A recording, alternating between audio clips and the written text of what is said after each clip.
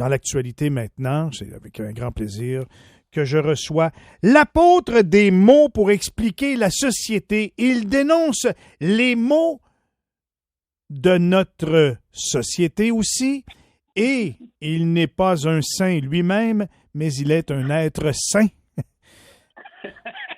Et je salue Maître Frédéric Bérard. Wow, tu travailles plus fort pour tes intros que je travaille pour mes chroniques, c'est pas normal. Non, je les invente à mesure. Ah, ben t'as du talent par de ses oreilles à ce moment-là. Ça va bien, Fred? Ah ouais, écoute, ça va un peu fatigué, là, les audiences de la cour d'appel se sont terminées hier. Bon. Ça a été une grosse semaine, mais là, on refile vers une vie un petit peu plus normale, et puis voilà, bien content de tout ça. Parle-moi donc du PLQ, là, la crise à l'intérieur. Qu'est-ce que tu penses de tout ça, toi, la petite chicacane? Hein? Elle, là, ça fait dur. Moi, je me souviens, on n'avait pas parlé ensemble, mais on avait parlé avec d'autres amis. Ils disaient, ouais, Anglade, il faudrait qu'elle parte ici et ça. Puis bon, je pense qu'Anglade était clairement un problème aussi, là, d'une certaine manière. Mais quand toute cette histoire-là avec la députée Nichols a éclaté, ils ont fait attention parce que souvent, là, être chef d'un parti puis être boss d'une garderie CPE, là, c'est pas mal pareil. Là. T'as des enfants fond là-dedans, t'as des égos qui ne méritent pas, mais qui existent quand même. Puis c'est pas nécessairement facile à gérer. Et là, tu vois, Anglade doit se bidonner au moment où on se parle, toi et moi, parce que la suite des choses lui a donné raison, à mon avis, quand elle est partie en disant il y a des trucs qui fonctionnent pas, il y a des trucs pas sains.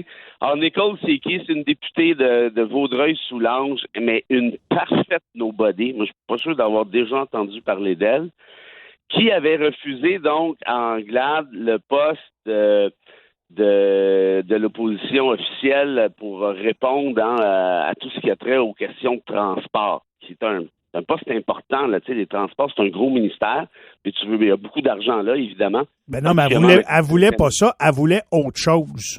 Ben voilà, et là, tu te fais offrir ça, tu sais, tu peux négocier un peu avec le chef, ouais, t'es sûr, tu me vois là, non, ok, bon, ben, mais là, regarde, c'est clair, tu prends les transports, puis ça finit là. Surtout que le PLQ a toujours eu cette espèce d'aura-là d'ADN, de discipline envers les chefs. Là. Ça l'espèce de comment je te dirais, de s'obstiner à gauche puis à droite puis la chicane interne, ça, c'est beaucoup plus propre au Parti québécois. Le PLQ n'est pas dans ces eaux-là habituellement. Bref, Nichols a dit, je veux rien savoir des transports, je veux avoir la 3e vice-présidence de l'Assemblée nationale. Et là, moi, je me suis gratté à la tête au début. J'ai dit, pourquoi quelqu'un voudrait avoir la 3e présidence? C'est facile. 35 000 $, Fred. 35 000 Oui. Ben, ça, c'est le doute que j'ai compris après. Parce que côté prestige, côté, je sais pas, moi, pouvoir ou visibilité. Qui savait qu'il y avait un 3e poste de vice-présidence? Hein? Déjà qu'il y en a un 2e, c'est déjà beau. Là, tu as un 3e. À quoi tu sers quand tu es le 3e vice-président? Ça, là, c'est tu remplaces le remplaçant, ce qui veut dire à peu près jamais. Tu vas aller t'asseoir sur la grosse chaise quand le remplaçant a remplacé la présidente puis est allé faire, je sais pas, son petit pipi au coin. Fait que tu t'en vas t'asseoir là 5 minutes. Quoi qu'en temps de COVID, on sait jamais. Oui, ça oui, mais bref. Et après ça, tu vas siéger quand le jeudi soir à 9h, quand le député X félicite l'équipe de baseball de Mascouche de son coin. Tu sais, je veux dire, tu sers à rien, on va être honnête. Et là, je comprenais pas. Et là, je comprends que tu as le 35 000 $. Non, mais j'aimerais féliciter l'équipe de Pee-Wee OK, merci, député, vous pouvez vous asseoir maintenant, c'est bien beau. OK, puis toi, tu te débarques. Bref, tu sers à 0 puis une barre. Mais là, je me suis dit, pourquoi tu veux avoir ça? Surtout que les transports, je le répète, il y a un certain prestige, mais il y a aussi surtout un intérêt marqué quand tu es dans l'opposition. Là. Je le répète, c'est un gros ministère avec du fric. Fait que, bref, là, on comprend que Nichols, elle, là, ce qu'elle veut, c'est la petite prime de 35 000, mais aussi et surtout, peut-être, parce que 35 000, c'est quand même pas 3,5 millions non plus, mais aussi et surtout, madame ne veut pas siéger en commission parlementaire. Elle veut pas se coucher tard le soir parce que les députés, Michel, puis je sais que tu en connais un paquet, puis moi aussi j'en connais, on est très cynique envers eux, parfois avec raison, mais parfois à tort. Pourquoi? Parce que la grande majorité travaille comme des bêtes, travaille fort le soir, notamment. Tu sais, quand on dit le législateur, un législateur, ça fait des lois, mais c'est qui ça qui fait les lois? Bien, ce sont les députés qui sont pas seuls là-dedans, évidemment, sont épaulés par l'appareil, mais quand même, qui votent ces lois-là, qui votent des amendements, qui proposent des amendements, qui se grattent la tête en commission, qui entendent des experts. Puis ça fait en sorte que tu travailles. Ben, mais Mme Nichols a décidé, elle, ça ne tentait pas de travailler, ça y tente de recevoir un petit bonus en allant s'asseoir sur la pause sur la chaise lors de la pause pipi de Mme Chosebin. Bref, est-ce que tout ça est désolant? Oui, mais là, ce qui est encore plus drôle, c'est que tu as Marc Tanguay qui débarque là comme chef intérimaire. Puis Tanguay, moi, je le connais bien, j'ai travaillé avec lui chez Stikeman Elliott pendant plusieurs années. C'est un ami personnel. Le gars, il est drôle, écoute, comme un singe, il est parfait. Et là, il débarque là de bonne foi. Ça n'a pas pris 2 minutes à réaliser dans quel bateau il venait de s'embarquer. Parce qu'il s'en va, la main tendue à Mme Nichols. OK, regarde, je sais ce qu'on va faire, là. Tu vas prendre la moitié du mandat pour aller t'asseoir sa 3e chaise 2 fois par année. Puis l'autre moitié du mandat, on va le donner à Benjamin. Je me souviens même plus de son nom. Friend, je pense, Fritz, peu importe. Et là, Fritz, qui s'était fait offrir la 3e vice-présidence par Anglade, t'es pas au courant que Tanguay s'en allait voir Nichols pour y offrir la moitié de la chaise de pause pipi. Là, Fritz est en beau joie le vert, puis là, il dit, là, je remets mon avenir politique en question. Ton avenir politique, tu proutes, on sait même pas que tu existes, on sait même pas ton nom, de quoi tu nous parles, ton avenir politique. Là, il nous annonçait ça, là, comme si, s'il quittait l'Assemblée nationale, elle allait fendre en deux, là. Écoute, Buddy, là, t'es pas René Lévesque, là, je répète, on sait même pas qui tu es. On n'a jamais entendu parler de toi. Et là, t'as Tanguay qui est complètement découragé. Il dit là, tu sais, c'est son premier dossier à régler. Et là, je le répète, là, c'est le dossier de la 3e chaise de l'Assemblée nationale. Bref, ce parti-là, on a vu les derniers scores là, à la dernière élection. C'est pathétique chez les francophones. Écoute, on parle de 7-8 là. Jamais le PLQ est allé aussi bas que ça.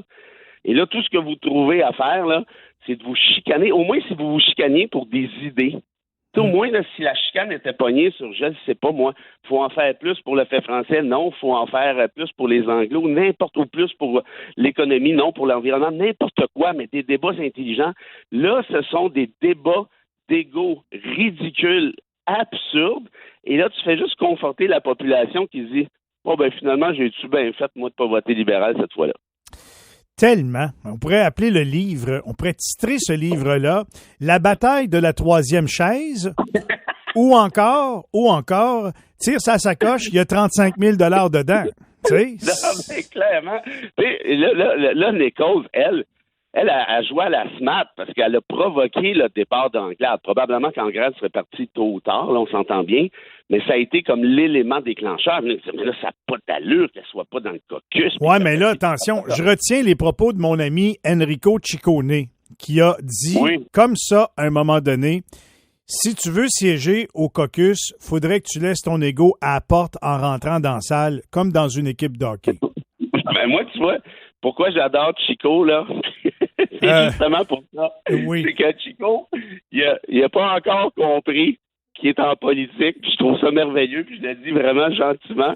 Il est tellement candide, tu sais, pour lui, puis moi, j'ai entendu des histoires, il se lève au caucus des fois, là. Là, c'est qui est allé couler notre dernière rencontre aux médias? On est une équipe, ça prend de la chimie puis de la loyauté, puis il parle.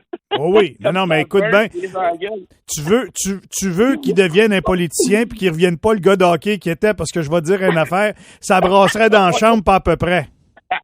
Il y en a une couple qui renonce à la 3e chaise. Pour avoir travaillé avec étroitement pendant plusieurs années, on a eu quelques très bons meetings au sommet, lui et moi.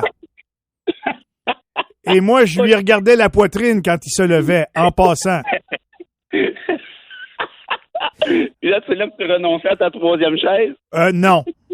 Je montais sur la 2e chaise, puis j'y parlais à la hauteur de ses yeux. C'est pour ça qu'il me respecte aujourd'hui. Mais bon sang que j'étais petit dans mes shorts que je ne porte pas.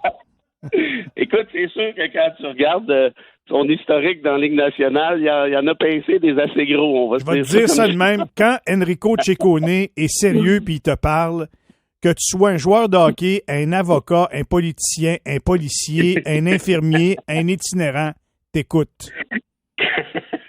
Mais tu vois, moi, je le répète, j'adore ce gars-là parce qu'il a apporté sa candeur, en quelque sorte, puis je le dis vraiment dans le bon sens du terme, puis ça fait du bien encore de voir ça, puis au final, c'est lui qui a raison, parce que toutes ces guerres intestines-là nuisent à qui? Ben, nuisent à la marque, nuisent au parti, puis ça, c'est vrai pour chacun des partis, là, pas juste pour le Parti libéral, mais reste que la politique étant un jeu d'ego, ben, c'est ça qui est ça. OK, Fred, point est fait, le procès est fait, on a bien compris l'histoire plate, inutile du Parti libéral du Québec, mais merci de nous l'avoir raconté. Tu nous as fait rire ce matin. As-tu une citation pour quitter ce matin? Ben oui, j'en ai même 4. Fait que je te laisse choisir entre Platon, Che Guevara, Coluche et bien entendu Camus. Je prendrais un Che Guevara, moi, ce matin.